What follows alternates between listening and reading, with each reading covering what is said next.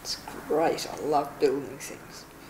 Much better than trying to design them. I like seeing them all come out of the ground and something actually happening and being in it at different stages, because it changes over time. And I enjoy that much more than sitting in the office trying to draw lines on a piece of paper.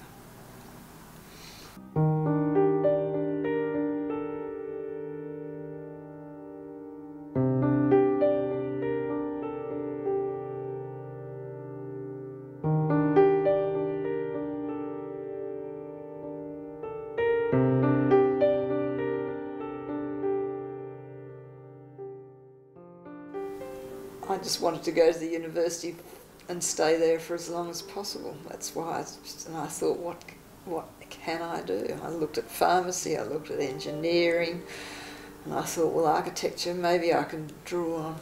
I'm not sure about that. Well, I've generally worked on large projects, which has been very lucky, and I've had really good people to teach me what I know. I like a challenge, and someone said to me, do you want to work on a hospital? I knew nothing about hospitals, and I thought, well, why not?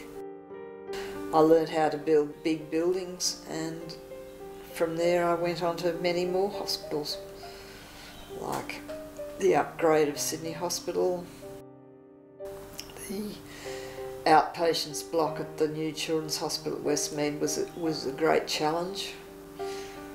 I was the director in charge. I didn't really do the design, but I made sure that we did a good job, and we did do a good job. It's a very exciting building, I think.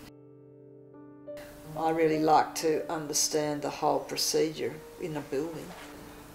When we were doing the 2010 strategies for Royal Prince Alfred Hospital with Cox Richardson,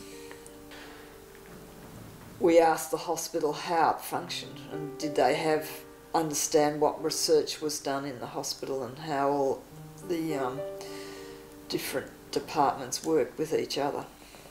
And finally I had enough information to sit down and do a chart which explained how the research related to all the different departments.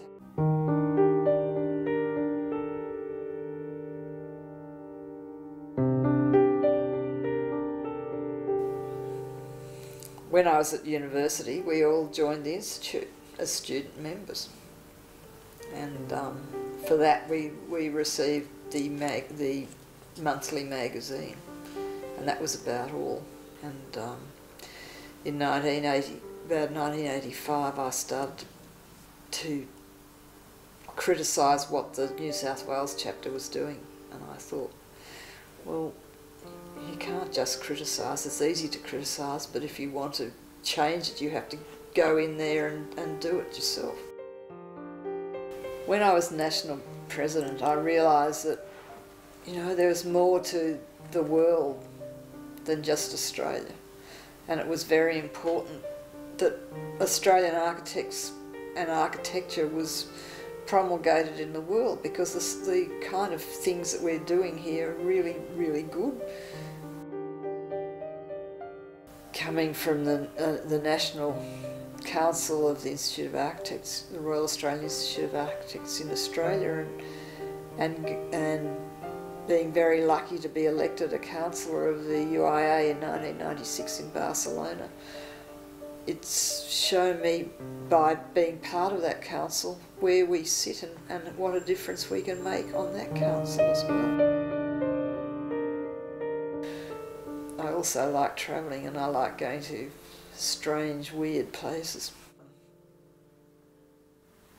I've talked about and taken a lot of photos. I really enjoy taking photographs of places I've been to. And I think I've learned a lot. I think I'm hopefully a much humbler person by going to India and going to Egypt and seeing how other people's cultures work. They're very ancient cultures. Going to China and seeing how their culture works.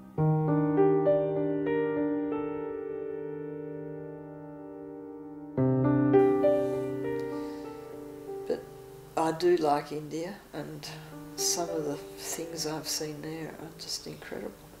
Going to the main mosque in Delhi and seeing white spaces between the awnings and brown shadows on the main courtyard is just something I'll never forget.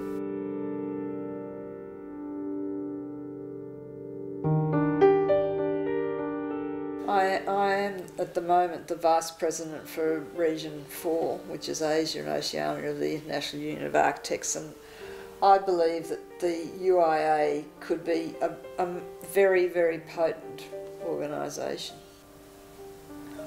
I also think that architects should have a social conscience, and that they should be working with their communities much more.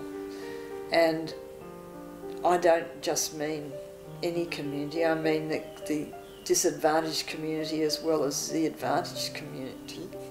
And the other thing that UIA has certainly shown to me is the benefit of working and being part of a bigger community of architects.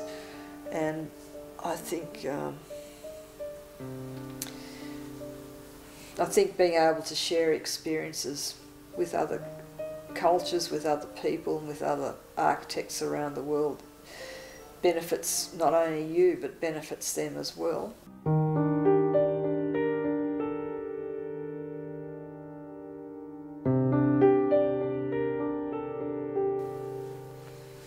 I don't know whether I've really got a philosophy. I don't even know if I'm really an architect. I think I'm a strategic planner more than an architect. If you're a brilliant architect, there's only a few very brilliant architects. The rest of us are the people who make the creation into a built form. You also have to deal with people all the time, and I think that's the thing in the university that they don't teach students, is the psychology of how people think, what they do, and how you can talk to them in their own language. I mean, architects have an architectural language, which is not the common language, and I think a lot of people don't understand what we're talking about because we speak a different language. I think architects can really offer people a much broader view and entice them into expanding their own way of thinking. I think they often wonder what we're talking about.